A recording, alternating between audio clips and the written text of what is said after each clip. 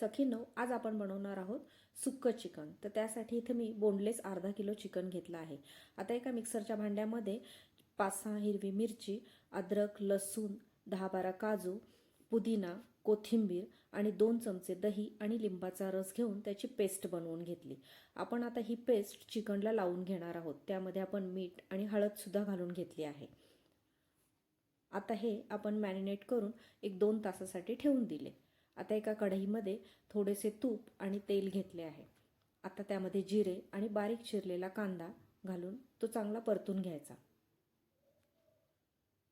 कांदा आपला परतून झाला की त्यामध्ये थोडी हळद घालून आपण जे मगाशी मॅरिनेट करून ठेवलेले चिकन आहे ते घालून चांगले परतून घ्यायचे. चिकन आपले परतले की त्यामध्ये आपण घालणार आहोत गरम मसाला आणि मीठ. आपल्या दह्यामुळे या चिकनला पाणी सुटणार आहे, तर ते फक्त 10 मिनिटातच आपले चिकन रेडी झाले आहे. अशा प्रकारे आपण हे हिरव्या मिरचीतले चिकन बनवले आहे. तर ते तुम्हाला कसे